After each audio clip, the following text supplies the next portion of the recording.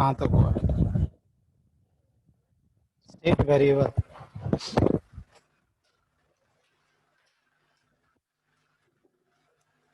मैं कल कुछ काम बोला था।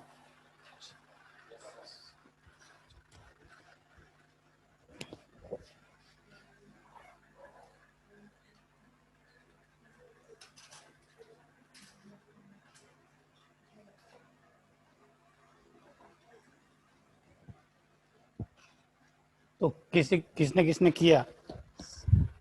सब याद कर लिया। मैं बोला था ना कि मैं कुछ फॉर्मूला पूछूंगा। याद कर लिया? किया या ऐसे ही छोड़ो? क्या उसका बोलने का काम है, बोल दिया।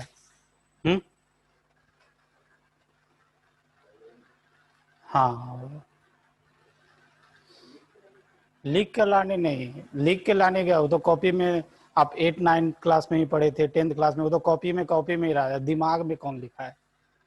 दिमाग में लिख लिया है। हार्ड डिस्क में अपना सेट करना है। चलो, अगर लिख लिया है तो एक एक करके आपसे बैठ कर ही बोलना है। Aluminium sulphate, formula of aluminium sulphate. Copy में लिख सकती है, कॉपी में लिख सकती है। Al3SO4। बिल्कुल, बिल्कुल सही है। आप बताओ मुझे, सोडियम पर क्लोरेट, पर क्लोरेट आप कॉपी में लिख सकते हो, ऐसा नहीं कि हमको याद ही हो। सोडियम पर क्लोरेट,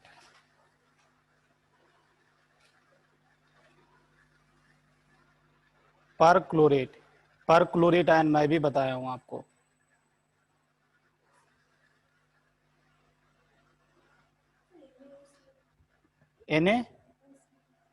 NaOCl, Cl2। नहीं नहीं, देखो देखो, ये पहले ये समझ लो, एक होता है OCl माइनस।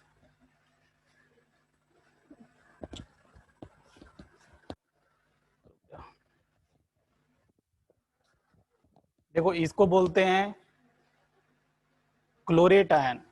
ये क्लोरेट आयन है। इसमें एक ऑक्सीजन और जोड़ देंगे ना तो पर क्लोरेट आयन हो जाएगा। पर क्लोरेट आयन, इससे एक ऑक्सीजन निकाल लेंगे तो क्या हो जाएगा बताओ? इसको क्या बोलते हैं? Chlorite ion. जैसे सल्फेट का फॉर्मूला क्या होता है, और एक ऑक्सीजन कम कर देते हैं तो क्या होता है? Sulphite, IT, sulphite. ये सल्फेट, ये सल्फाइट। इसी तरह से ये क्लोरेट तो ये क्लोराइट। और एक और ऑक्सीजन कम कर देंगे तो क्या हो जाएगा? हाइपो, हाइपो आ जाता है। ये क्या हो जाता है? Hypochlorite, hypochlorite. तो अभी मैं क्या पूछा था? सोडियम पर क्लोरेट, तो क्या हो जाएगा बताओ? यही हो जाएगा। चलो, हाँ, magnesium phosphate, magnesium phosphate.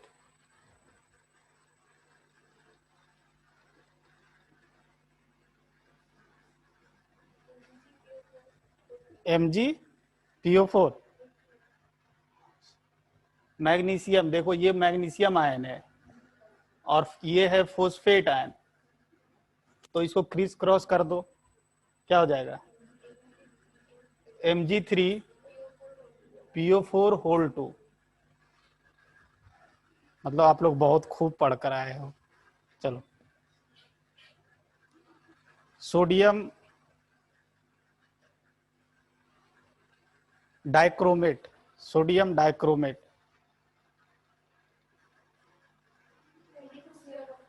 Na dichromate, dichromate ion. देखो, एक डाइक्रोमेट आयन होता है, एक क्रोमेट आयन होता है। तो एक बेसिकली आप सुनते हो सोडियम डाइक्रोमेट, तो मैं पूछा हूं आपसे सोडियम डाइक्रोमेट। तो Na2Cr2O7। देखो, ये होता है पोटासियम डाइक्रोमेट। मतलब यहां पर ये जो हुआ ना, ये हुआ डाइक्रोमेट आयन, ये डाइक्रोमेट आयन बोलते हैं इसको। और ये होता है क्रोमेट आयन, ये क्रोमेट आयन और ये डाइक्रोमेट आयन। तो अभी मैं आपसे पूछा था सोडियम, सोडियम का तो वैलेंसी 1 होता है, जितने भी ग्रुप 1 में हैं ये सब एलिमेंट, इसका वैलेंसी 1, इसका 2, इसका 3, 4, सॉरी ये 4, ये फिर 3, ये नॉन मेटल्स का वैलेंसी 3, फिर 2, फिर 1, और नोबेल गैसेस का वैलेंसी 0 होता है। तो मैं बोला था सोडियम डाइक्रोमेट।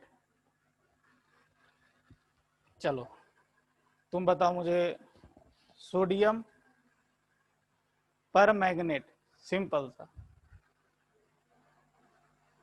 एक होता है पोटासियम पर मैग्नेट, इसका नाम तो सुना ही होगा, पर्पल कलर का होता है, नहीं पता? KMnO4, ये KMnO4। KMnO4 ये एक बहुत अच्छा ऑक्सीडाइजिंग एजेंट है, ये दोनों बहुत अच्छा ऑक्सीडाइजिंग एजेंट है, ये किसी को भी ऑक्सीडाइज कर देता है। सर इसी से तो डाइड्रेशन किया जाता है ना सर? क्या क्या क्या? सर इसी से तो डाइड्रेशन किया जाता है। Al3, हाँ Al2SO4, Al2SO4 सल्फेट आयन, हाँ सल्फेट आयन, ये गलती हो गया। तो ये क्या मैं बोला था, KMnO4, इसको SO4 होल 3 होगा ना? होल 3, ये क्या, इसको क्या बोला जाता है, पर मैग्नेट आयन, ये पर मैग्नेट आयन। और इसको क्या बोला जाता है, इसको मैग्नेट आयन बोला जाता है, इसको मैग्नेट आयन बोला जाता है, इसको पर मैग्नेट आयन बोला जाता है। तो ये सब याद करना पड़ेगा। अब ऐसा नहीं है कि अगर आपके हार्ड डिस्क में क्या सर एल्यूमिनियम का वैलेंसी यहाँ पर होल 3 होगा, बिल्कुल बिल्कुल सही, एल्यूमिनियम का वैलेंसी तो यहाँ 3 होगा। तो ये कौन बोला था, तो गलत बोली थी ना, इसका मतलब अभी तक हम जितने से पूछे हैं एक भी सही नहीं है, एक भी सही नहीं है। तो ये कम से कम नहीं जानते हो तो इसको तो कम से कम रफ कॉपी में लिखो, जैसे मैं बता रहा हूँ। इसको क्या, दिस वन इज, ये पर मैग्नेट आयन और ये manganate ion, chromate ion, chromate ion, dichromate ion. यहां पर ही अगर डिस्कशन किए इससे बहुत चीज सीख जाओगे आप। बट जब तक देखो घर में आपका अगर मेहनत नहीं है तो मैं यहाँ पर कितना भी बोल दूं, कितना भी अच्छा पढ़ा दूं, आउटपुट इज 0। घर में अल्टीमेटली कंपटीशन आजकल बहुत ज्यादा है, तो घर में आपको पढ़ना पड़ेगा। चलो तो फिर किधर, आपका टर्न। चलो आप मुझे बताओ,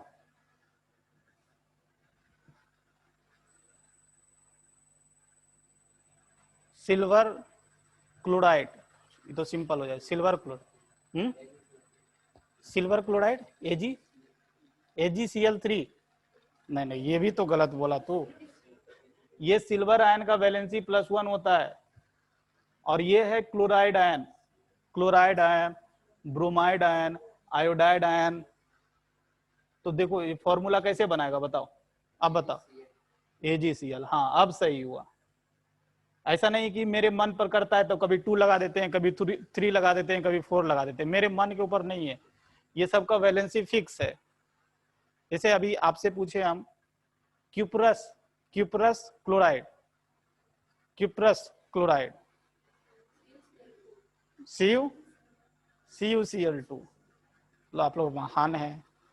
देखो कॉपर का 2 वैलेंसी होता है, एक +2 और एक +1। जब +1 होता है तो इसको बोला जाता है क्यूप्रस, और इक मतलब हाइयर वैलेंसी, इक मतलब हाइयर, ये क्यूप्रिक आयन है और ये क्यूप्रस आयन है। तो अभी क्या मैं पूछा, क्यूप्रस क्लोराइड, तो क्या फॉर्मूला हो जाएगा, CuCl। ये this one is the formula of cuprite chloride. चलो फेरस ऑक्साइड, फेरस ऑक्साइड, देखो आयरन का 2 वैलेंसी होता है मेनली, एक फेरस +2 और एक +3। तो फेरस अभी बोला हूं मैं, देखो अस, ये ध्यान रखना, अस मतलब लोअर वैलेंसी और इक मतलब हाइयर वैलेंसी। तो अभी मैं बोला क्या, ये होता है फेरस और +3 हो जाता है तो फेरिक। तो मैं क्या पूछा, फेरस ऑक्साइड, ये ऑक्साइड आयन है और ये Fe, तो FeO, this one is ferrous oxide. Ferric oxide बोलते तो Fe2O3, ये फेरिक ऑक्साइड हो जाता है। चलो आप बताओ मुझे, आप मुझे बताओ, सोडियम नाइट्रेट, सिंपल सा, सोडियम नाइट्रेट,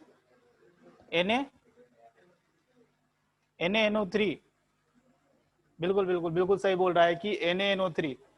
ये ध्यान रखना है, इसको बोलते हैं नाइट्रेट आयन, और एक ऑक्सीजन कम कर देगा तो क्या हो जाएगा, नाइट्राइट आयन। ये नाइट्रेट आयन, ये नाइट्राइट आयन। चलो तो आप मुझे बताओ,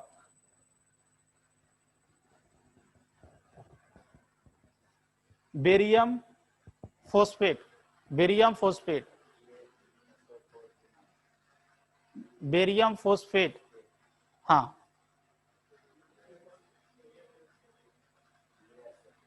BA, बेरियम फोस्फेट बोल रहा हूं, फोस्फेट, फोस्फेट आयन, BaSO4। अरे फोस्फेट, फोस्फेट सल्फेट नहीं, हाँ, BaPO4, इतना हो गया, Ba3PO4 2।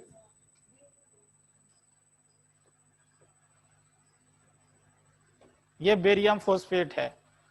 चलो तुम मुझे बताओ, बेरियम सल्फेट, Ba, अरे भैया देख देख, ये बेरियम आयन है और ये सल्फेट आयन है, फॉर्मूला बना मुझे अब। क्या, अभी भी बना, अभी देखो, ये क्रिस क्रॉस करेगा तो ऐसा होगा।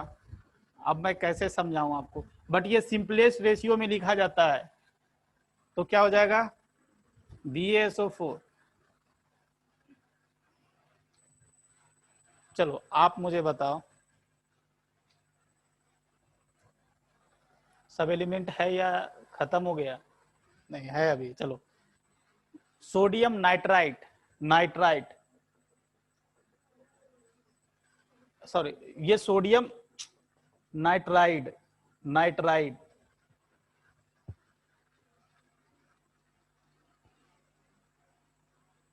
अच्छा नाइट्राइड आयन क्या होता है बताओ, नाइट्राइड आयन।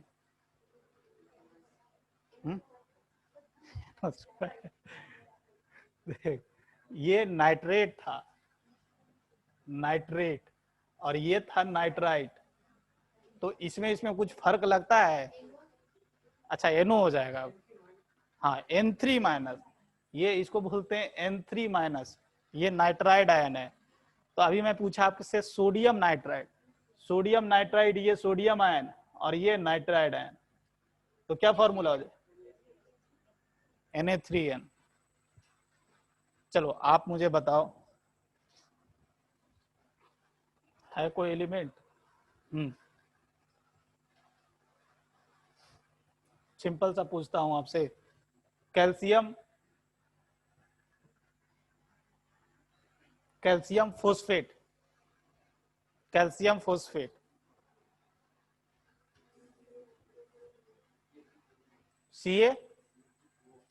Ca3PO4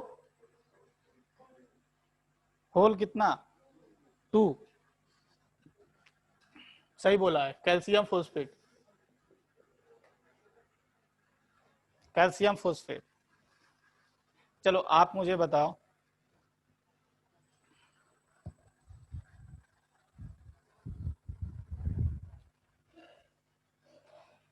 सिंपल सा है आपका, सोडियम सल्फेट, सोडियम सल्फेट,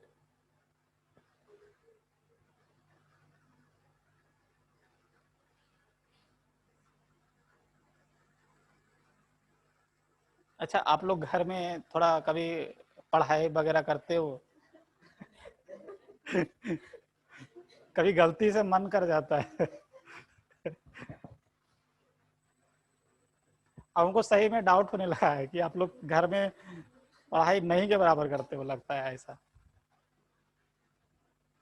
देखो बिना बिना पढ़ाई किए हुए कुछ भी नहीं होता है, ये बात तो है, कुछ भी नहीं।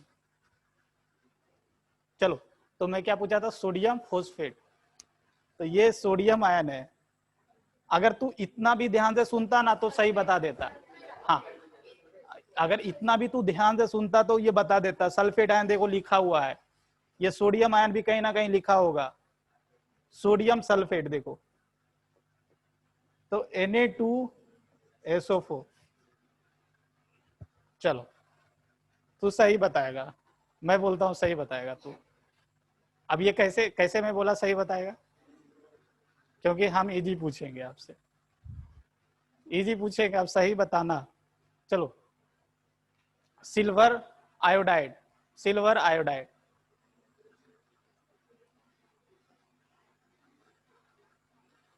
हाँ बोलो बोलो बोलो।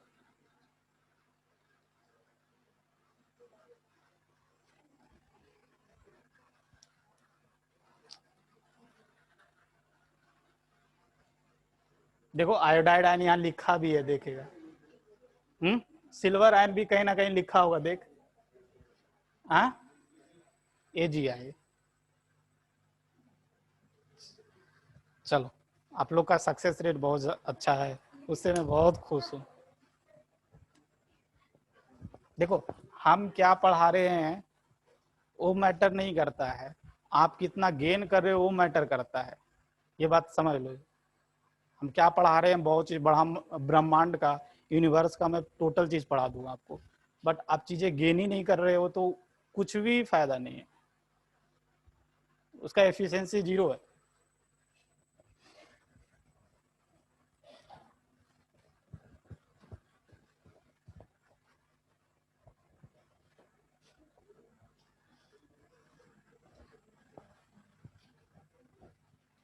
देखो ये जो चीजें मैं कराता हूँ ना, 9th क्लास में, नाइन्थ क्लास क्या, इवन 8 क्लास में मैं ये सब करवाता हूँ, 8 क्लास में।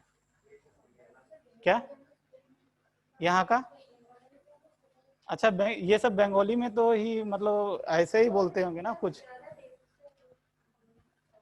अच्छा, यहाँ का 8 क्लास के बच्चे देखोगे, 8 क्लास का अभी का न्यू वेरिएंट जो है बच्चे का, 8 क्लास में बहुत कुछ जानते हैं सब बच्चे, ICSE बोर्ड, आई तो क्या, अरे वो सब जगह का ट्यूशन पढ़ते हुए ना। हाँ हाँ, ट्यूशन से ये सब जगह का यही हाल है। देखो ट्यूशन से ही सब जगह कोई भी, बंगाल हो, बिहार हो, उड़ीसा हो, कहीं पर भी कोई भी जगह हो, स्कूल्स में पढ़ाई 0 है। अभी एक ऐसा गवर्नमेंट है, दिल्ली गवर्नमेंट, जहाँ पर केजरीवाल साहब ने बहुत ज्यादा काम किया है, ये प्राइमरी एजुकेशन को लेकर उन्होंने बहुत अच्छा काम कर रहा है। तो अभी जो गवर्नमेंट स्कूल है वहाँ पर पढ़ाई नहीं के बराबर होती है। अभी थोड़ा दिन पहले जैसे कुछ गवर्नमेंट का पहल है कि वहाँ पर जैसे खाना दिया जाता है, खिचड़ी दिया जाता है, ये सब दिया जाता है ताकि बच्चे वहाँ पर पढ़ने जाएं।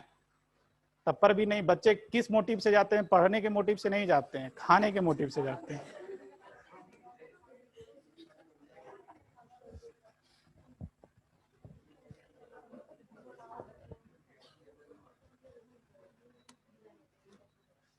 देखो ये भी है, वहाँ का जैसे टीचर जो गवर्नमेंट जॉब का हो जाता है तो उल्टा होता है। जैसे मैं शायद ही ऐसा होता होगा कि मैं चेयर पर बैठता हूँ और वो शायद ही होते होंगे चेयर से उठते होंगे, उल्टा उल्टा ही होता है। मतलब वहाँ काम नहीं करना चाहते हैं कि एक बार चलो गवर्नमेंट जॉब हो गया, अब वहाँ पर बैठना है, बैठकर थोड़ा सो लेते हैं। चलो, तो मैं अभी, हाँ कल मैं बात कर रहा था एक्सटेंसिव प्रॉपर्टी, इंटेंसिव प्रॉपर्टी, मैं ये भी पूछ रहा हूँ एक्सटेंसिव प्रॉपर्टी, इंटेंसिव प्रॉपर्टी, एक एक करके बताना, आपसे ही शुरू होगा। चलो अब पीछे शुरू करता हूँ, एक्सटेंसिव प्रॉपर्टी, इंटेंसिव प्रॉपर्टी, चलो बताओ। प्रेशर, हाँ प्रेशर, इंटेंसिव, गुड। चलो तो आप बताओ मुझे वॉल्यूम, जोर से जोर से। एक्सटेंसिव प्रॉपर्टी, बिल्कुल सही। चलो आप बताओ मुझे विस्कोसिटी, इंटेंसिव, गुड। चलो आप बताओ मुझे, टेम्परेचर, एक्सटेंसिव प्रॉपर्टी। ये टेम्परेचर को ऐसे याद रखना, एक बकेट है, बकेट में पानी गर्म है, वो दो बकेट में डिफरेंट बकेट में डाला तो क्या एक का हो जाएगा, टेम्परेचर चेंज हो जाएगा? नहीं ना। तो temperature is an intensive property. चलो तो आप मुझे बताओ, मोल्स, मोल मोल मास, कुछ भी बोल दे, दो ही तो ऑप्शन है, नन ऑफ दिस। कुछ बोल रहा है क्या? मैं पढ़ाता हूं, समझ में आता है तुझे तो बता। पढ़ा कल पढ़ा था, जो मैं पढ़ाया था कल पढ़ा था घर में? नहीं तो थोड़ा पढ़ा कर। Moles that is an extensive property. Mole हो गया, मास हो गया, एक्सटेंसिव प्रॉपर्टी, यहीं से शुरू ही किए थे हम लोग। चलो आप मुझे बताओ, और कौन सा, टेम्परेचर हो गया, प्रेशर हो गया, volume, intensity, resistance,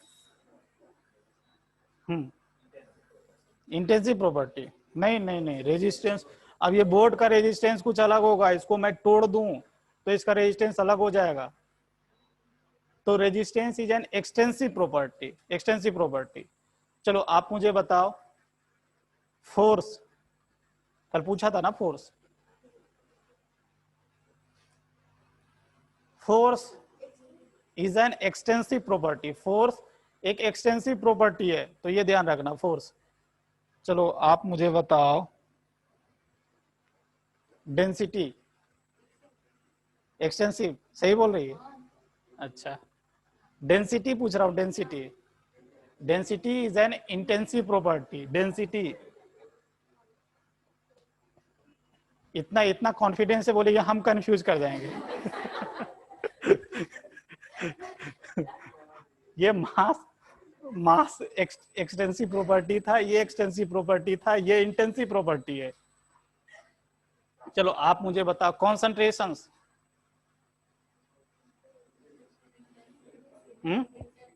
extensive, intensive, बिल्कुल बिल्कुल सही है। Concentration that is mole per unit volume, तो ये एक इंटेंसिव प्रॉपर्टी है। चलो आप मुझे बताओ, मोलर वॉल्यूम, इंटेंसिव, बिल्कुल बिल्कुल good. Molar volume is an intensive property. आप मुझे बताओ, अब था तो कल था, ऑनलाइन किया था, हाँ, heat capacity, extensive heat capacity. आप मुझे बताओ, specific heat capacity, extensive. Specific term आ ही गया, स्पेसिफिक लगा दिए, मोलर लगा दिए, वो अपने आप क्या चीज में कन्वर्ट हो जाता है, इंटेंसिव में कन्वर्ट हो जाता है, तो इंटेंसिव प्रॉपर्टी। चलो आप मुझे बताओ,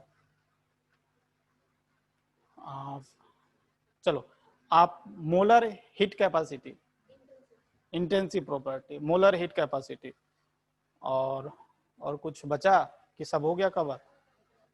सब हो गया। चलो तो ये रेजिस्टेंस हो गया, विस्कोसिटी हो गया।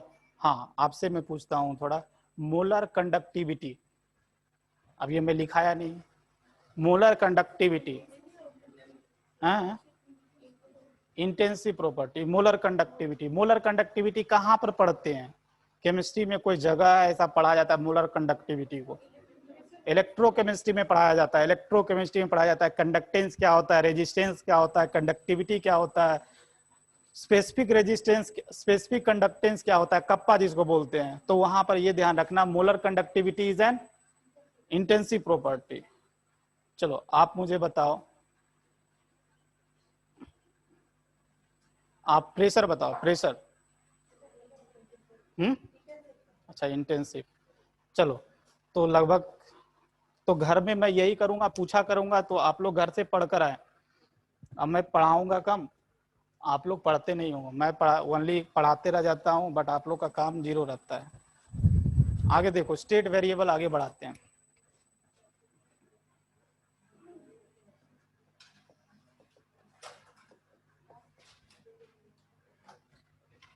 लिखो, it is the variable, it is the variable,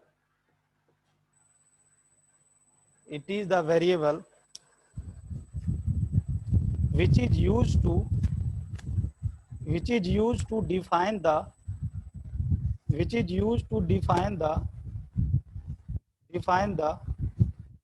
state of a system, state of a system, which is used to define the state of a system. State variable, फिर से मैं बोल रहा हूं, it is the variable which is use to define the state of a system. अब ये समझना पड़ेगा स्टेट ऑफ ए सिस्टम क्या होता है। पहले स्टेट वेरिएबल लिख लो, ये कौन कौन सा स्टेट वेरिएबल है। तो ये मेनली ध्यान रखना, pressure, volume, temperature, moles, these all are the state variables. तो ये लिख लेना स्टेट वेरिएबल्स, ये सब है।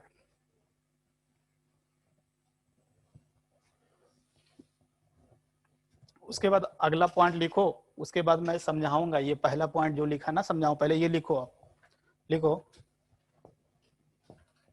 when all the state variable when all the state variable attained a fixed value, attained a fixed value,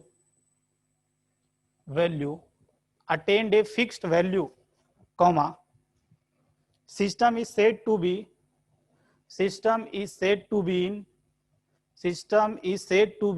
in a particular state,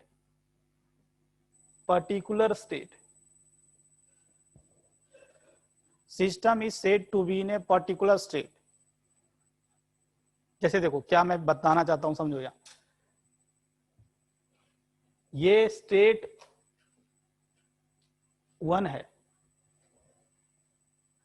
अगर ये इसको हम स्टेट 1 बोलेंगे, अगर जो भी मान लो कि प्रेशर, वॉल्यूम, टेम्परेचर, मोल्स, ये सब एक पर्टिकुलर स्टेट को अटेंड कर लेगा। मतलब मान लो कि प्रेशर 2 atm, वॉल्यूम मान लो कि 20 ml, टेम्परेचर मान लो कि 27 डिग्री सी, मोल्स मान लो 2। अगर ये सब वैल्यू अगर फिक्स्ड हो जाएगा, ये सब वैल्यू अगर फिक्स्ड हो जाएगा, तो हम बोलेंगे ये जो सिस्टम है स्टेट 1 को अटेंड कर लिया है। ये एक सिस्टम है, मतलब सिस्टम का कुछ प्रेशर, वॉल्यूम, टेम्परेचर, मोल्स होगा ना कुछ, तभी बोलेंगे ये एक सिस्टम है। अगर ये सिस्टम ये सब वैल्यू, फिक्स्ड वैल्यू को अटेंड कर लेगा, तो हम बोलेंगे ये सिस्टम स्टेट 1 पर है। अगर इन सब में से एक भी वैल्यू चेंज करेंगे, तो ये क्या होगा, ये सिस्टम अपना स्टेट चेंज कर लेगा, ये स्टेट 2 पर चला जाएगा। ये बात समझ में आ रहा है? ये एक स्टेट है। अगर ये सब एक पर्टिकुलर वैल्यू को अटेंड कर लिया है, तो हम बोलेंगे ये स्टेट 1 पर है। अगर इनमें से कोई भी एक वैल्यू चेंज हो गया, जैसे मान लो प्रेशर बढ़कर 3 atm हो गया, ये सब सेम है। अगर एक भी वैल्यू चेंज हो गया, तो ये सिस्टम बोलेंगे अपना स्टेट चेंज कर लिया, ये स्टेट 2 पर आ गया। इसको बना लो, फिर एक पॉइंट और लिखाऊंगा मैं।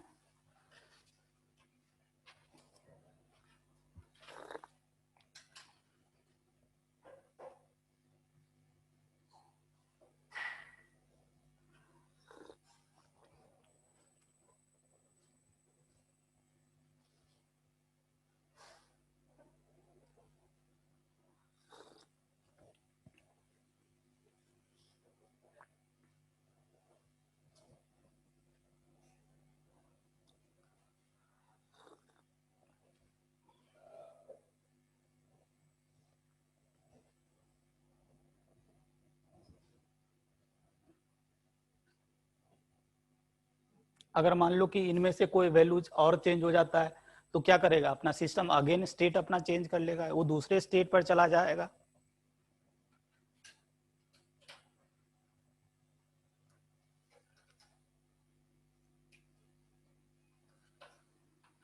मतलब हर एक स्टेट का अपना एक स्पेशल प्रॉपर्टी है। स्पेशल प्रॉपर्टी बोलने का मतलब उसका अपना एक प्रेशर है, वॉल्यूम है, टेम्परेचर है, मोल्स है। These all are the state variables. State variables are used to define the state of an system. ये लिखा गया था ना, These state variables are used to define the state of an system. इसके help से हम किसी भी सिस्टम को हम डिफाइन कर सकते हैं। अगर इनमें से कोई एक वैल्यू चेंज हो गया तो क्या बोलेंगे, सिस्टम है चेंज इट्स स्टेट। चलो यहां पर एक पॉइंट लिख लो, लिख लीजिए, when the value of any of the state variables, when the value of any of the state variable changes, when the value of any of the state variable changes, comma, the system is said to have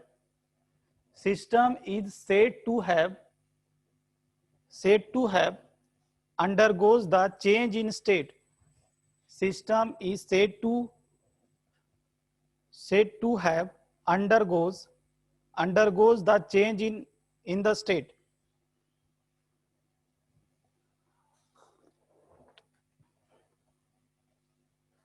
लिख लिया, फिर से बोल दूं?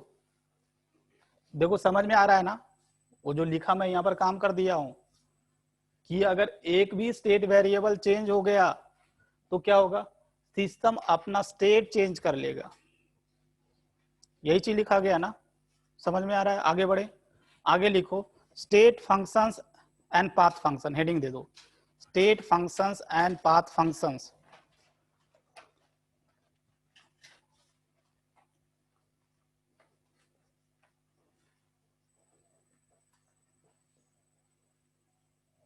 State functions and path functions.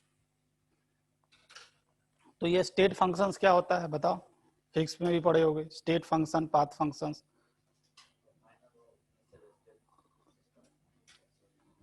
जो final और initial पर depend करता है, बिल्कुल कहना सही है आपका, जो ओनली इनिशियल और फाइनल पोजीशंस पर डिपेंड करता है उसको हम स्टेट फंक्शंस बोलते हैं। और पाथ फंक्शंस क्या, जो पाथ पर डिपेंड करता है। ये स्टेट, एक स्टेट दूसरे स्टेट में जो कन्वर्ट हो रहा है, कौन सा पाथ से कन्वर्ट हो रहा है, तो that will call the path functions. और स्टेट फंक्शंस क्या, जो कि इनिशियल और फाइनल स्टेट पर ओनली डिपेंड कर रहा है, बीच में क्या हो रहा है मतलब नहीं है। स्टेट फंक्शंस क्या, जो कि इनिशियल स्टेट और फाइनल स्टेट पर डिपेंड कर रहा है, उसको हम बोलेंगे स्टेट फंक्शंस। और पाथ फंक्शंस क्या, किसको बोलेंगे, जो ये स्टेट दूसरे स्टेट में किस पाथ से ये यहां पर पहुंचा है, अगर इस पाथ पर डिपेंड करेगा तो क्या बोलेंगे इसको, पाथ फंक्शंस। अगर ये स्टेट पर डिपेंड करेगा तो क्या बोलेंगे उसको, स्टेट फंक्शंस। समझ गया ये? चलो तो इसमें लिख लो, स्टेट फंक्शंस में लिख लीजिए, लिख लो, these are the thermodynamic functions, these are the thermodynamic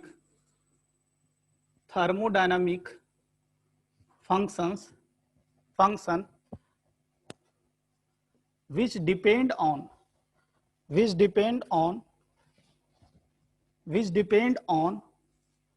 only the state of a system, state of an system,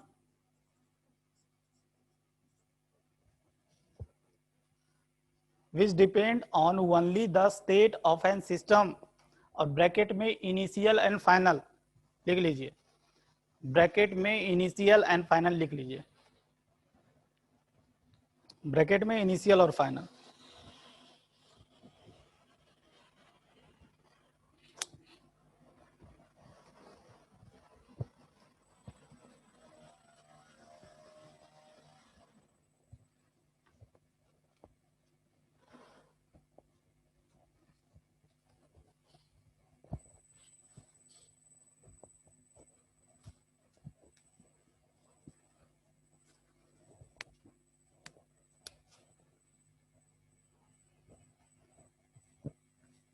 चलो तो लिए लिख लिए स्टेट। उसके बाद देखिए आगे, देखो यहां पर समझने की कोशिश करो, let A is state function, A एक स्टेट फंक्शन है। तो अगर मुझे चेंज इन ए दिखाना है, change in A, change in ए को हम डेल्टा ए लिखेंगे, that will be equal to A का फाइनल वैल्यू माइनस ए का इनिशियल स्टेट, ए का फाइनल वैल्यू माइनस ए का इनिशियल वैल्यू। जैसे देखो ये लिखाऊंगा, जैसे इंथाल्पी, स्टेट वेरिएबल का एग्जांपल लिख लो, जैसे ये इंथाल्पी, ये क्या हो गया इंथाल्पी, ये क्या हो गया इंटरनल एनर्जी, ये एग्जांपल कर देता हूं, ये सब ध्यान रखना है। गिब्स फ्री एनर्जी, इंट्रोपी,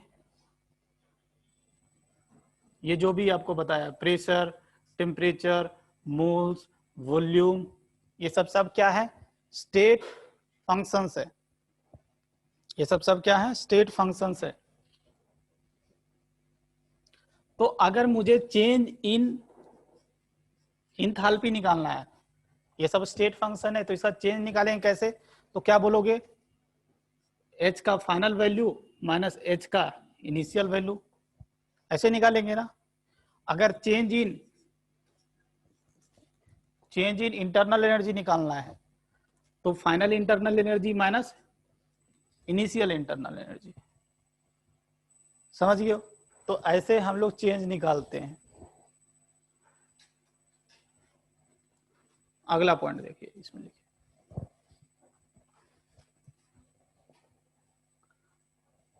लिखो डिफरेंशियल ऑफ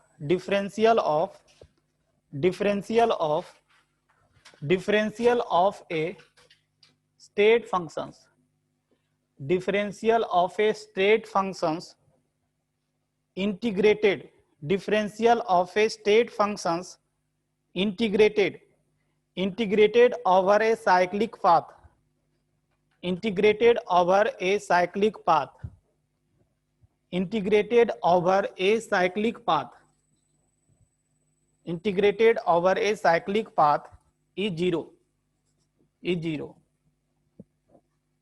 क्या मैं बोलना चाह रहा हूं यहां समझे, लिख लिए तो। अगर मान लो कि ए एक स्टेट फंक्शन है,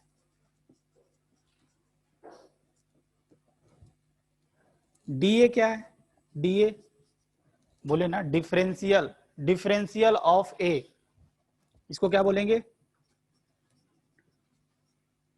डिफरेंशियल ऑफ ए। तो ऐसा बोला कि differential of state functions integrated over a cyclic path, ये गोल का मतलब समझते हो, मतलब साइक्लिक पाथ, पूरे कंप्लीट साइकिल पर हम इंटीग्रेशंस करेंगे तो ये वैल्यू क्या आएगा, जीरो आएगा, ऐसा बोला गया। ये इसका मैथमेटिकल मीनिंग है, तो यहां से आप लिख ले इसको,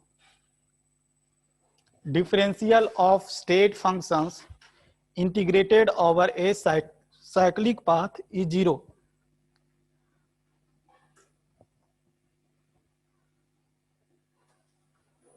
लिख लिए।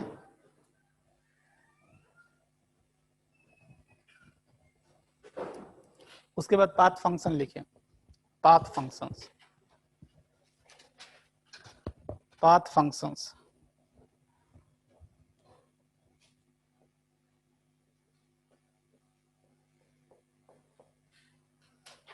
लिखे, these are the thermodynamic functions, these are the thermodynamic functions whose value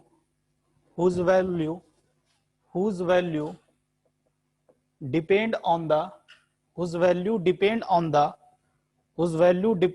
the path followed to change the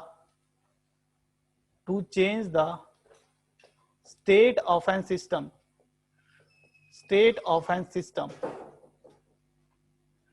to change the state of an system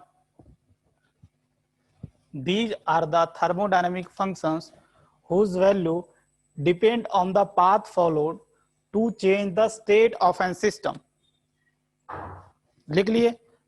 यहां पर ध्यान रखना है, मतलब ये तो समझा चुका था मैं आपको, ये एक स्टेट था बनाया था, ये दूसरा स्टेट था, तो ये एक स्टेट से दूसरा स्टेट कौन सा पाथ से आया, अगर इस पाथ पर डिपेंड कर रहा है तो उसको क्या बोलेंगे, पाथ फंक्शंस।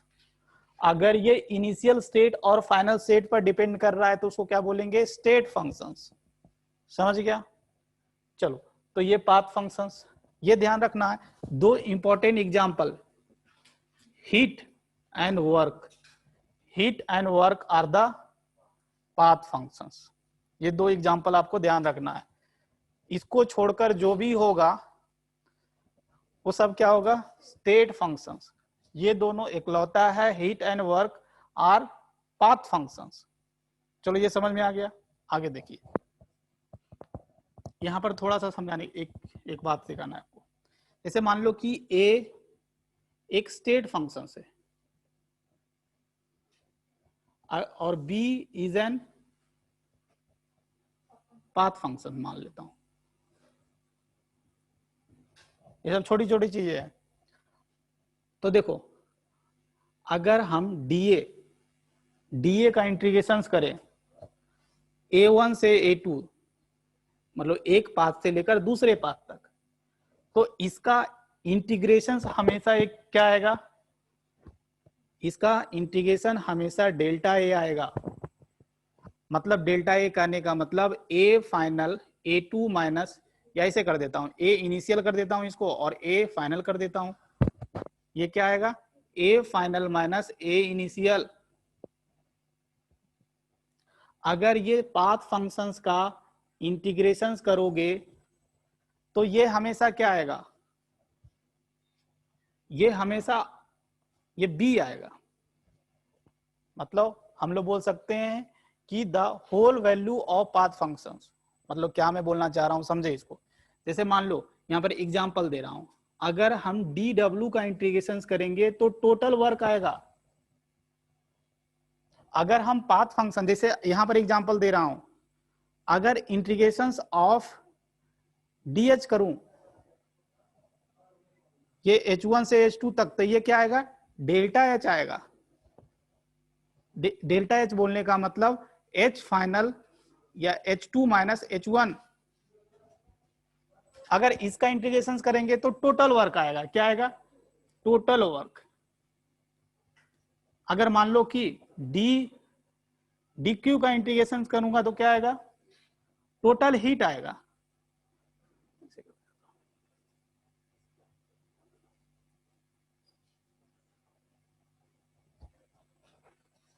मतलब स्टेट फंक्शंस का जब आप इंटीग्रेशन करोगे तो हमेशा चेंज इन स्टेट फंक्शंस आएगा। अगर पाथ फंक्शंस का इंटीग्रेशन करोगे तो हमेशा क्या आएगा, टोटल वैल्यू आएगा। तो ये ध्यान रखना है, लिख लिए ये।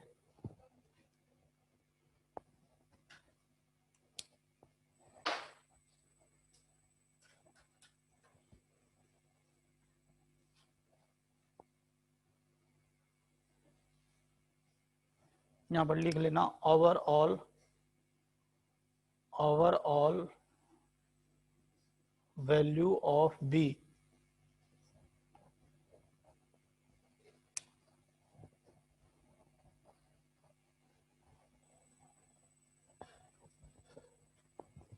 तो स्टेट फंक्शंस क्या होता है, पाथ फंक्शंस क्या होता है, ये समझ गए। आगे बढ़ते हैं।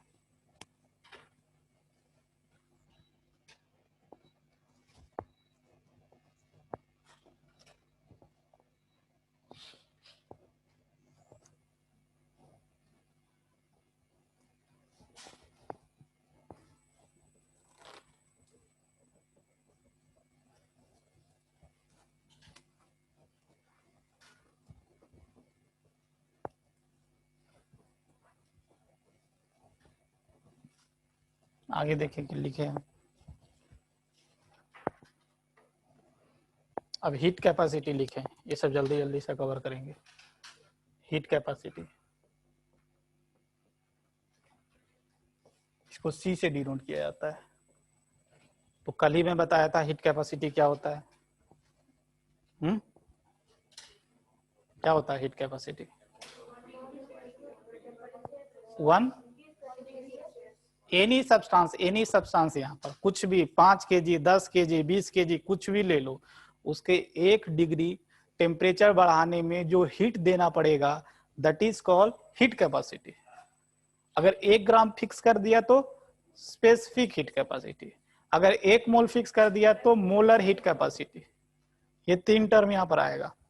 तो क्या लिखेंगे? लिख लो amount of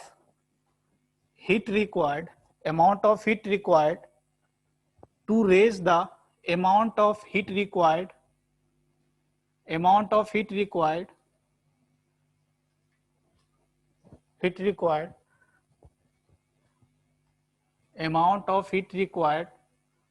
to heat and substance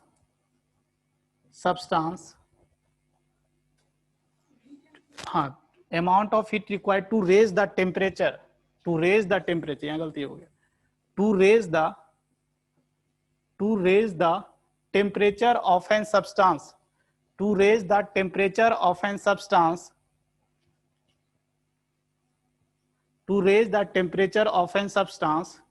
by 1 degree। हो गया? amount of heat required to raise the temperature of an substance by 1 degree। यहां पर समझे इसको। अगर मान लो कि एक कोई सब्सटेंस है,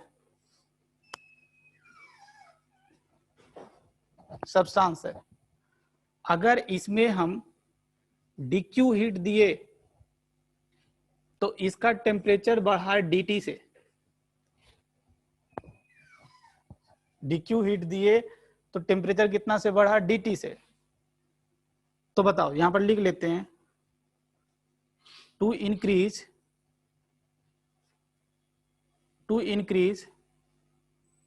DT टेम्परेचर, हीट सप्लाइड कितना किए हो? हीट सप्लाइड जो हुआ है दैट वन इज DQ। तो आपको कितना से बढ़ाना है? आपको 1 डिग्री से बढ़ाना है। 1 ही डिग्री से बढ़ाना ना, उसी को हम हीट कैपेसिटी बोलेंगे। तो हीट सप्लाइड कितना होगा बताओ? Unitary method that is DQ upon DT। तो यही यहां से फॉर्मूला निकलता है, C is equal to what?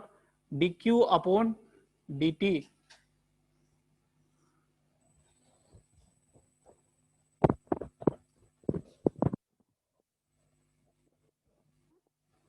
यहां से हम लिख सकते हैं DQ is equal to CDT,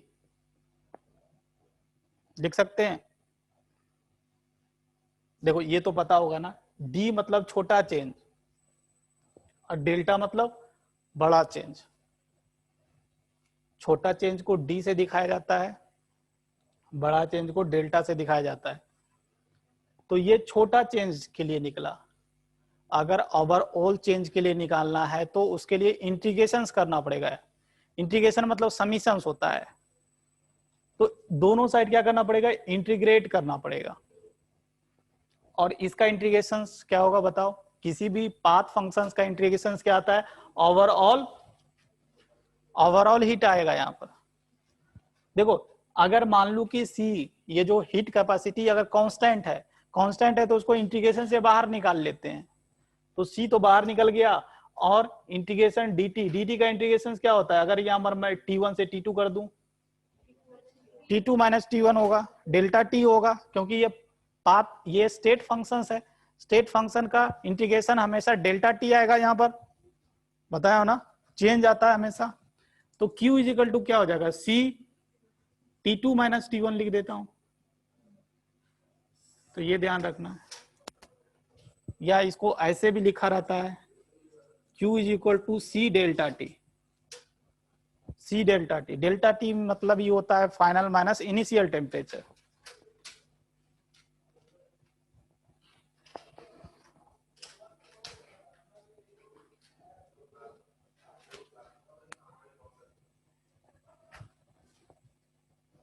अच्छा बताओ, what is the unit of सी?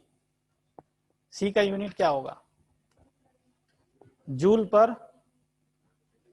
पर केल्विन, डिग्री सेल्सियस भी हो सकता है, जूल पर केल्विन, बट हम एसआई यूनिट लेंगे तो इसका यूनिट ध्यान रखना है। यूनिट क्या होगा? Unit of see that one is joule per kelvin.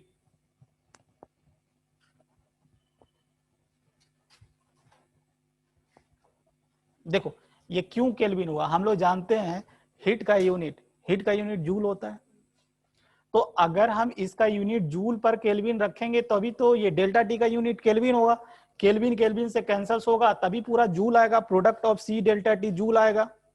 अगर इसका यूनिट जूल पर केल्विन रखेंगे तभी तो केल्विन और डेल्टा टी का यूनिट केल्विन, उससे कैंसिल हो जाएगा, ओवरऑल यूनिट इसका जूल आएगा जो कि हीट का यूनिट होता है, समझे? इसलिए इसका यूनिट क्या होता है? Joule per kelvin. उसके बाद आगे बढ़े, लिखें specific heat capacity. Specific heat capacity, specific heat capacity.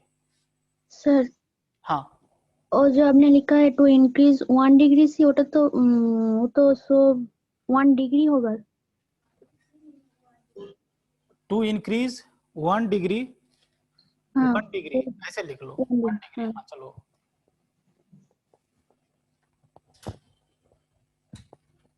तो दूसरा क्या है? Next one is specific heat capacity. इसको हम क्या चीज से डिनोट करते हैं? स्पेसिफिक हीट कैपेसिटी को एस से डिनोट किया जाता है। तो ये क्या होता है? This is simply the heat capacity per unit mass. बोल सकते हैं ना, हीट कैपेसिटी को डिफाइन करना जानते हैं हम। तो heat capacity per unit mass, मतलब दूसरा तरीका से अगर डिफाइन करना हो तो ऐसे कर सकते हैं, it is the amount of heat required to increase the temperature of 1 gram substance by 1 degree. इसको ऐसे डिफाइन कर सकते हैं, यहां से जो सब्सटेंस था ना वहां पर सिंपली सब्सटेंस को हटाना है, 1 ग्राम डाल देना है। हाँ, यूनिट मास उसका मतलब ये होता है 1 ग्राम। चलो, तो या हम इसको दूसरा तरीका से कैसे डिफाइन कर सकते हैं? Heat capacity per unit mass. Per unit mass मतलब 1 ग्राम। तो देखो हम S इजिकल टू क्या लिख सकते हैं? Heat capacity per unit mass, या हम इसको ऐसे भी लिख सकते हैं dq अपॉन dt। अभी देखे ना C का वैल्यू dq अपॉन dt आता है, यहां देखो लिखा होगा। तो यहां से मैं लिख सकता हूं ये जो dq होगा दैट वन इज क्या हो जाएगा बताओ? dq is ms dt। अगर दोनों साइड इंटीग्रेट कर दिए तो क्या आ जाएगा? देखो ये q आ जाएगा, ये ms डेल्टा t।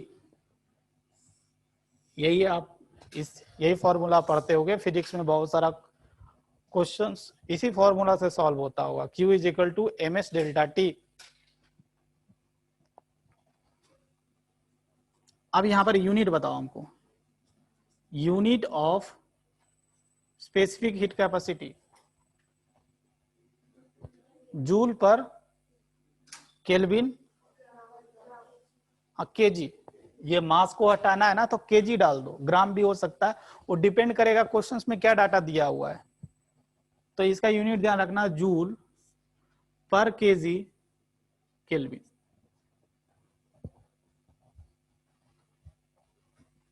क्योंकि ये यूनिट रखेंगे तभी ये ओवरऑल जूल डेवलप होगा वहां पर।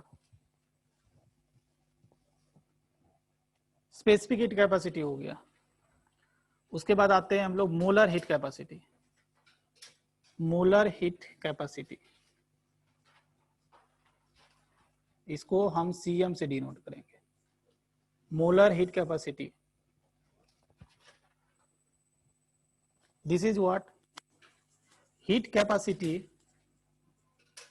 कैपेसिटी पर यूनिट मोल, या आप दूसरा तरीका से भी डिफाइन कर सकते हो, amount of heat required to increase the temperature of 1 mole of substance by 1 degree. मतलब यहां पर मैं लिख सकता हूं Cm is equal to C upon N, या हम ऐसे भी लिख सकता हूं dq अपॉन N dt, या हम इसको इस तरह से भी लिख सकते हैं dq, अगर दोनों साइड इंटीग्रेट कर दिए तो ये क्या आ जाएगा, q आ जाएगा, q is equal to NCm delta t।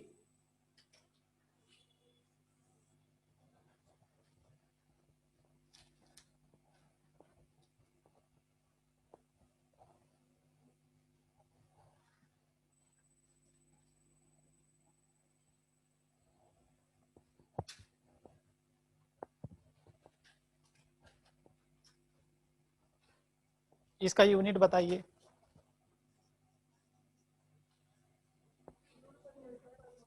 Joule per kelvin mole, बिल्कुल सही।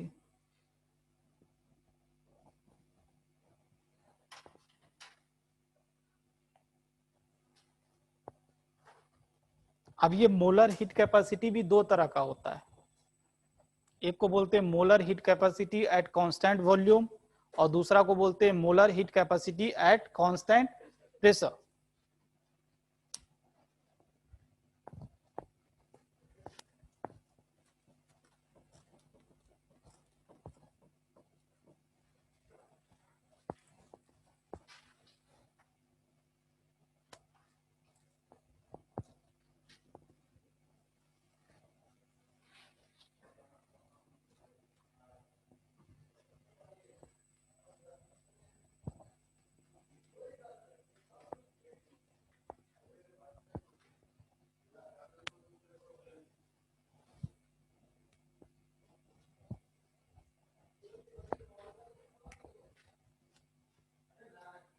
ये जो मोलर हीट कैपेसिटी है,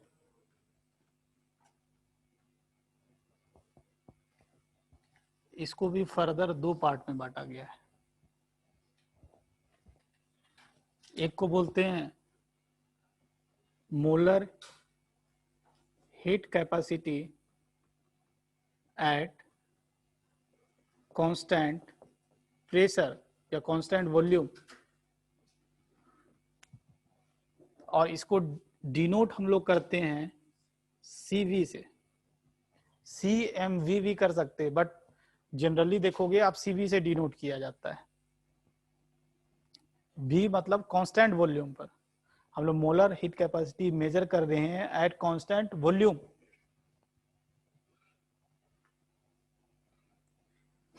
तो मोलर हीट कैपेसिटी अगर कांस्टेंट वॉल्यूम निकालोगे ना, अगर यहाँ पर हीट निकाले, मतलब total heat at constant volume निकाले, तो अभी से ध्यान रखना ये वैल्यू डेल्टा U के इक्वल आता है, चेंज इन इंटरनल एनर्जी के इक्वल आता है।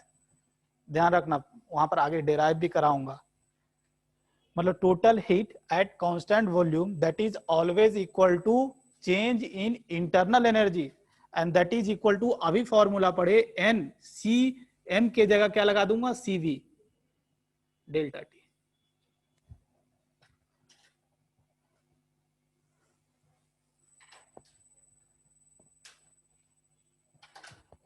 एक चीज और पूछता हूँ, heat is an path function और स्टेट फंक्शन?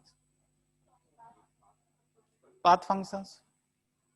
अगर अभी और क्वेश्चन एक यहां पर थोड़ा सा ऐड कर रहा हूं, total heat at constant volume, तो क्या बोलोगे? ये नीट वगैरह में अक्सर पूछा करते हैं। Total heat at constant volume मतलब हीट का मेजरमेंट कर रहे हैं कांस्टेंट वॉल्यूम पर कर रहे हैं, क्या आता है, delta U। total heat at constant volume that is always equal to change in internal energy, and internal energy is what, it is an state functions। तो ये बात ध्यान रखना, heat is an path functions, but अगर मैं वहां पर constant लगा दूं कि अभी मैं heat का calculations कर रहा हूं but constant volume पर कर रहा हूं, तो that will always equal to change in internal energy, and internal energy is an state functions। तो क्या आंसर होगा आपको? State functions. चलो दूसरा यहां पर देखिए, molar heat capacity at constant pressure, इसको हम सीबी से डिनोट करते हैं।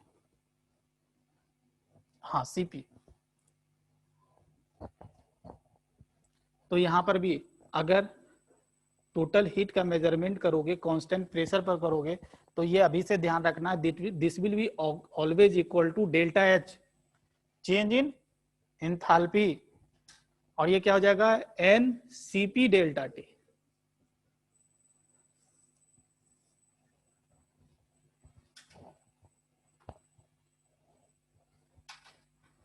अभी से ये सभी फॉर्मूला आपको ध्यान रखना है। CP is equal to CB plus are,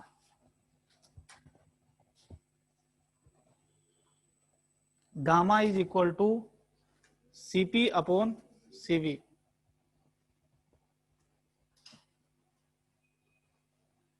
इसी को पॉइजन रेशियो बोला जाता है, पॉइजन रेशियो। इसको gamma is equal to CP upon CB. एक चीज और यहां से एक फॉर्मूला और ध्यान रखना, अगर मैं सीवी इज इक्वल टू बोलू, सीवी इज इक्वल टू क्या होगा? R upon gamma minus one, formula पड़े होगा R upon gamma minus one. तो ये सब ध्यान रखना है।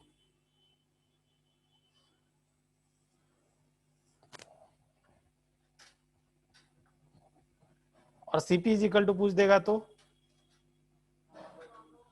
Gamma R upon gamma minus one. चलो तो ये सब छोटा मोटा फॉर्मूला ध्यान रखना।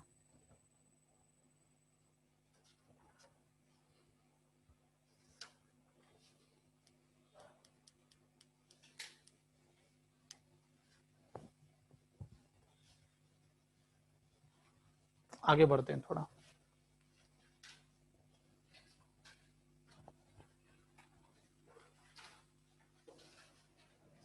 यहाँ पर एक टेबल बनाते हैं, यहाँ पर मोनो एटॉमिक, डायटॉमिक, ट्राइटॉमिक, ये सब का आप सीपी और सीवी वैल्यू याद रखोगे। तो यहाँ पर पहले हम लोग गैस बोल देते हैं, एक कॉलम बना रहा हूं।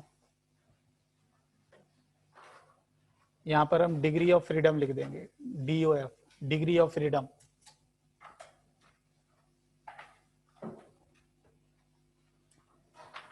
ये ऐसे फिजिक्स में बनाए होगे, फिजिक्स में बनाया होगा ना, याद भी होगा। सीबी का वैल्यू, सीपी का वैल्यू, और इधर गामा का वैल्यू।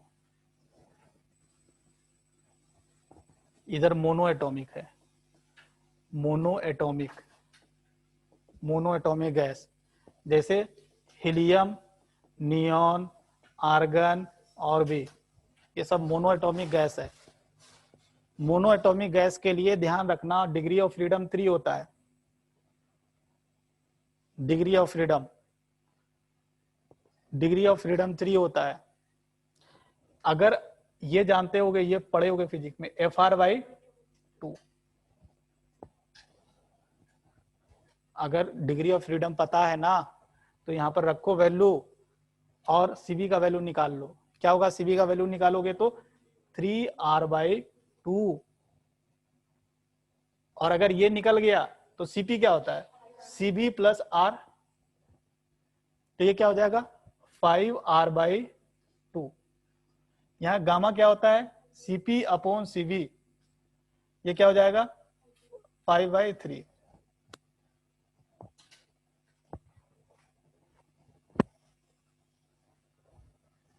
ये डायटोमिक,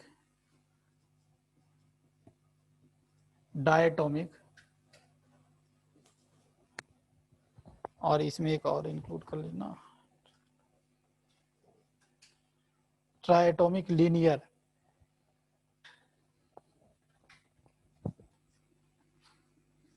ट्राइटोमिक लीनियर, ट्राइटोमिक दो तरह का होता है, एक लीनियर होता है और एक नॉन लीनियर होता है। लीनियर बोलने का मतलब जैसे CO2, CO2 एक ट्राइटोमिक है, बट CO2 क्या है? एक ही लाइन में आएगा। बताया था 180 डिग्री, तो ये लीनियर है। डायटोमिक का तो बहुत सारा एग्जांपल है, O2 हो गया, और बताओ Cl2, Br2, ये सब क्या है, डायटोमिक है। इसका डिग्री ऑफ फ्रीडम ध्यान रखना कितना होगा बताओ, 5 होगा। अगर डिग्री ऑफ फ्रीडम पता है, यहाँ पर ये लिख देता हूँ,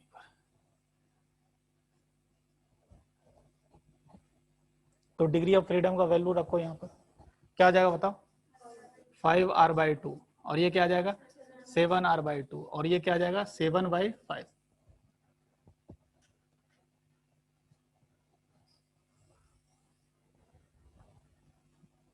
फिर यहां पर ध्यान रखना, try atomic non linear, try atomic non linear, जैसे इसका एग्जांपल दे देता हूं एक, SO2 O3, ये सब क्या है, ट्राई एटॉमिक, और एक लाइन पर नहीं लाई करेंगे, ये सब नॉन लीनियर है। और यहां पर मैं बोल दूं पोली एटॉमिक हो, पोली एटॉमिक मतलब बहुत सारा 3 से ज्यादा एटम हो, तो उसको पोली एटॉमिक बोल देंगे हम। तो इनके लिए डिग्री ऑफ फ्रीडम ध्यान कितना रखना है, 6 होता है। तो ये क्या हो जाएगा बताओ 3r, और ये हो जाएगा 4r, और ये क्या हो जाएगा 4/3।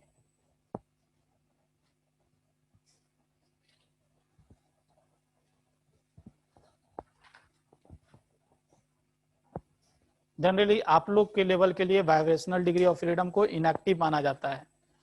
जो भी डिग्री ऑफ फ्रीडम में जो अकाउंट होता है, that one is only translational degree of freedom और vibrational degree of freedom.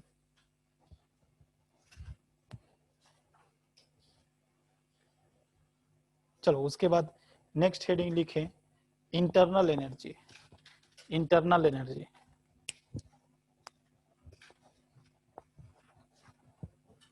Internal energy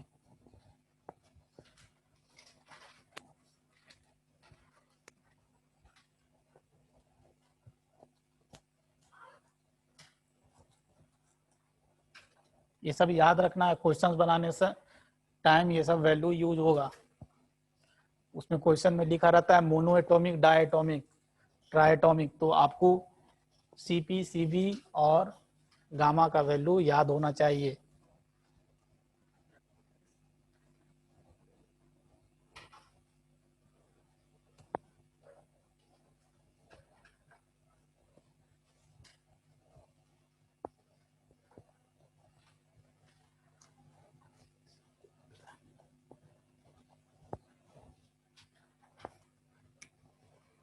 उसके बाद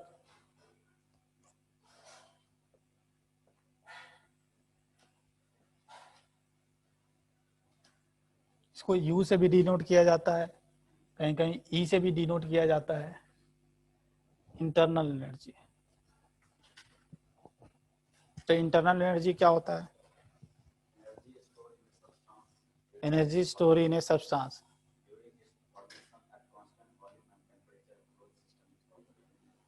during its formation at constant pressure and constant volume and temperatures. देखो इसमें बहुत चीज आप नहीं बोला, कि जैसे जब इंटरनल एनर्जी का हम कैलकुलेशंस करते हैं, तो there there there will be not any external force उस पर एक्ट करना चाहिए। और दूसरा, जो पोटेंशियल एनर्जी, मतलब उसके ऊपर कोई भी हम लोग बोल सकते हैं इलेक्ट्रिक फील्ड एक्ट नहीं करना चाहिए। उस टाइम पर जब किसी भी सिस्टम का एनर्जी का कैलकुलेशंस करते हैं, उसके अंदर जो भी एनर्जी स्टोर्ड रहता है उसी को हम क्या बोलते हैं, दैट इज इंटरनल एनर्जी। तो ये बात ध्यान रखना। जैसे हम डेफिनेशन तो लिखा दूंगा, ये मान लो कि कोई एक सिस्टम है, ये कोई एक सिस्टम है, तो this system must be free from any external force. इस सिस्टम पर कोई भी एक्सटर्नल फोर्स नहीं काम करना चाहिए।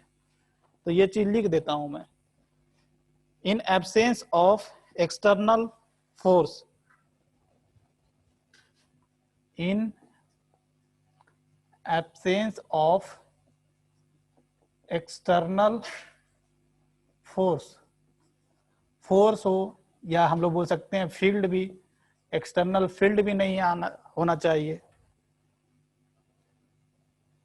उस टाइम पर अगर इस सिस्टम पर कोई भी एक्सटर्नल फोर्स, एक्सटर्नल फील्ड बोलने का मतलब इलेक्ट्रिक फील्ड, मैग्नेटिक फील्ड, ये सब एक्ट नहीं करना चाहिए। जब हम इस सिस्टम का इंटरनल एनर्जी का कैलकुलेशंस करेंगे, उस वक्त इस सिस्टम पर कोई भी एक्सटर्नल फोर्स काम नहीं करना चाहिए, और साथ ही साथ इस सिस्टम के ऊपर कोई भी इलेक्ट्रिक फील्ड वर्क नहीं करना चाहिए। उस टाइम पर इस सिस्टम का जो टोटल स्टोर्ड एनर्जी होगा, that is called what, internal energy of the system. समझा ये चीज? तो हम लोग बोलेंगे इसके अंदर जो एनर्जी, स्टोर्ड एनर्जी होगा, उसी को हम लोग बोलेंगे इंटरनल एनर्जी। इंटरनल एनर्जी बोलने का मतलब इस सिस्टम के अंदर क्या होगा, मॉलिक्यूल्स होगा। उस मॉलिक्यूल्स अगर आपस में कोलाइड करेगा तो क्या चीज डेवलप होगा, काइनेटिक एनर्जी। तो ये जो इंटरनल एनर्जी है, it is sum of the kinetic energy, और साथ ही साथ पोटेंशियल एनर्जी भी होगा। पोटेंशियल एनर्जी कैसे डेवलप होगा, अगर इसके अंदर जो मॉलिक्यूल्स है, मॉलिक्यूल्स के बीच अगर अट्रैक्शंस होगा, रिपल्शंस होगा, उसके वजह से क्या होगा, पोटेंशियल एनर्जी भी डेवलप होगा। काइनेटिक एनर्जी कैसे डेवलप होगा, ये जो मॉलिक्यूल्स है, when they will collide with each other and with the wall of the container, तो क्या होगा, यहाँ पर ये काइनेटिक एनर्जी डेवलप होगा। काइनेटिक एनर्जी, पोटेंशियल एनर्जी, और भी बहुत सारा एनर्जी होता है, कौन कौन सा, बट मेजर यही दोनों होता है, काइनेटिक एनर्जी और पोटेंशियल एनर्जी। इसके बाद जो भी और एनर्जी होता है उसको माइनर एनर्जी बोलते हैं हम लोग। तो इसको लिख लो, जैसे जैसे रोटेशनल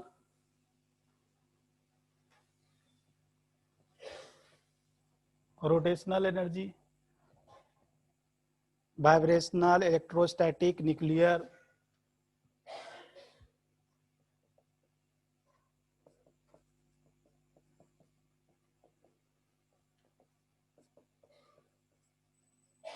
ये ध्यान रखना, ये सब जितना भी है सब माइनर है।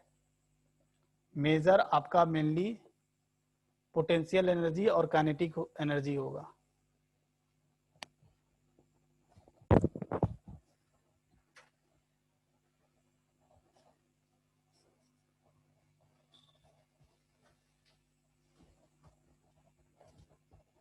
मतलब इंटरनल एनर्जी का मतलब आप यही समझोगे कि जैसे अगर मेरे अंदर का इंटरनल एनर्जी निकालना है, मेरे अंदर तो कुछ इंटरनल एनर्जी स्टोर्ड है, तभी तो मैं बोल पा रहा हूँ, आपको पढ़ा पा रहा हूँ।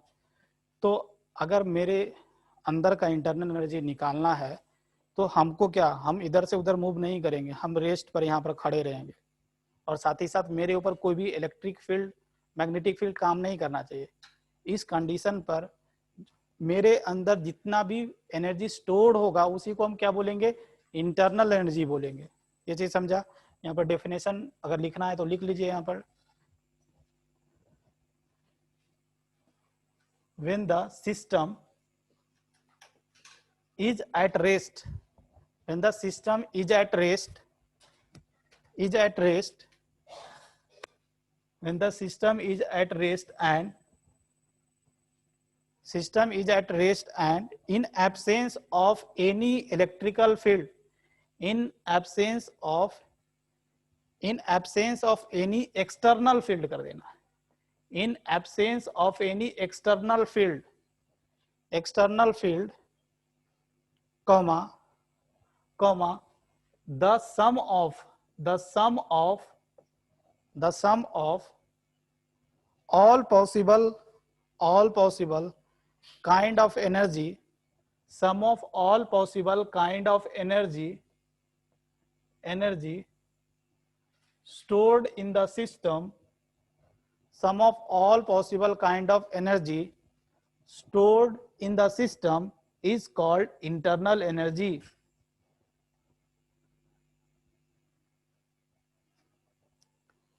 समझिए इंटरनल एनर्जी क्या होता है। उसके बाद लिखें characteristics of internal energy.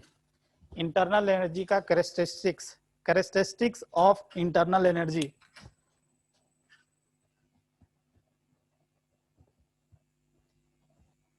Characteristics of internal energy.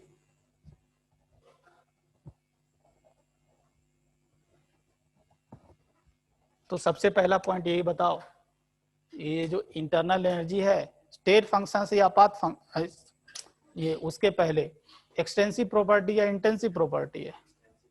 Extensive property है। जैसे मैं बताया था मेरा इंटरनल एनर्जी अलग होगा, आपका इंटरनल एनर्जी अलग होगा, दोनों का मास भी डिफरेंस है, तो ये मास पर डिपेंड कर रहा है। तो पहली बात ये लिख ले, it is an extensive property.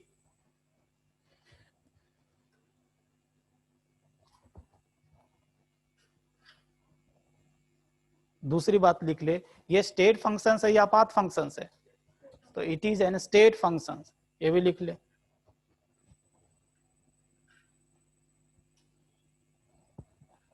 Bracket में लिख लें एब्सलूट, ये इंपॉर्टेंट बात है, absolute value of u cannot be calculated, cannot be calculated,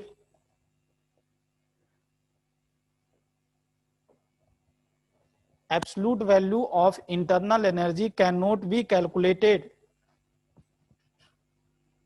calculated, it is calculated when the system, it is calculated when system changes its state, when the system changes its state। जैसे क्या मैं बोलना चाह रहा हूं समझें, इसको important है। जैसे मान लो, अगर मान लो कि एक कोई सिस्टम है, अगर इससे हमसे पूछा कि आप इसका इंटरनल एनर्जी बताएं, तो हम बोलेंगे हम कैलकुलेट नहीं कर सकते हैं। Internal energy of this system, absolute value of the internal energy of this system can not be calculated. But हाँ, क्या बोला गया, जब ये सिस्टम, ये मान लो कि एक स्टेट पर है, जब ये सिस्टम एक स्टेट से दूसरे स्टेट पर जाएगा, तो उस वक्त हम किसका क्या निकाल सकते हैं, चेंज इन इंटरनल एनर्जी निकाल सकते हैं। ये चीज बोला गया, इसका क्या निकाल सकते हैं, चेंज इन इंटरनल एनर्जी निकाल सकते हैं।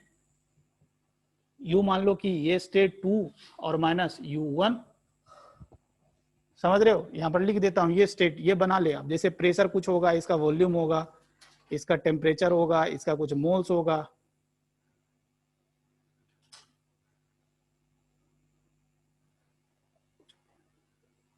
चलो सब चीज चेंज कर देता हूं। ये एक स्टेट है, ये एक दूसरा स्टेट है। जब एक सिस्टम एक स्टेट से दूसरे स्टेट पर जाएगा, उस समय हम चेंज इन इंटरनल एनर्जी निकाल सकते हैं। But absolute value of internal energy can not be calculated, it is always calculated in change form.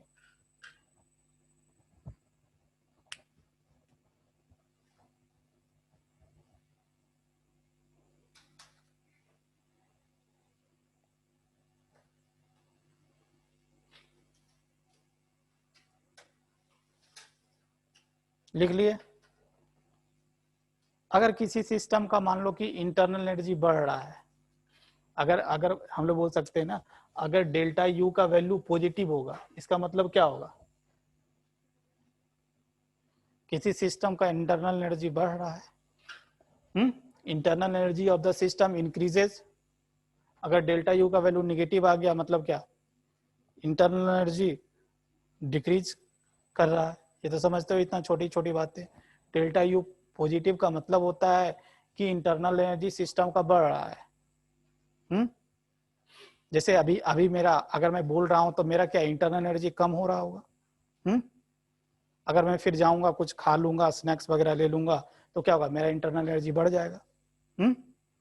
तो डेल्टा यू पॉजिटिव का मतलब इंटरनल एनर्जी इंक्रीज हो रहा है, सिस्टम का इंटरनल एनर्जी बढ़ गया है। अगर निगेटिव का मतलब इंटरनल एनर्जी घट गया है। चलो ये सब छोटी छोटी समझते हो। हाँ, एक चीज और इम्पोर्टेंट, ये जो इंटरनल एनर्जी है, it is a function of volume and temperature. Important, हाँ, internal energy is a function of volume and temperature, ये चीज याद रखना है। Internal energy is a function of volume and temperature.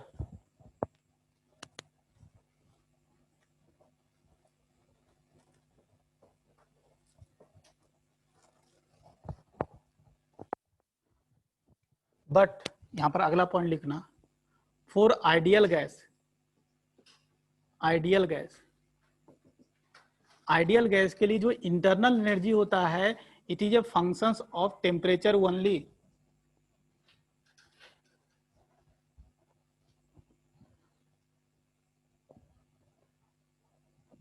तो ये भी ध्यान रखना कि आइडियल गैस के लिए internal energy is a functions of temperature only. चलो तो आज के लिए इतना ही, हम लोग फिर अगले क्लास में और इसको आगे बढ़ाएंगे। अगले क्लास के लिए हेडिंग लिख लीजिए आप, हीट एंड वर्क। हेडिंग लिख लो, heat and work, heat and work. मैं पहले आऊंगा, पहले जो पुराना पढ़ाया हूँ उसको पूछूंगा ये चैप्टर्स में हो गया या इसके पहले वाला चैप्टर से भी मैं चीजें पूछ सकता हूँ।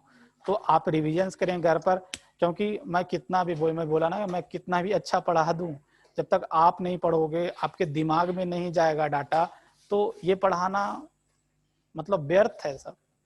तो आप घर में पढ़े, उसको पढ़ कर आए तो ही फायदा होगा।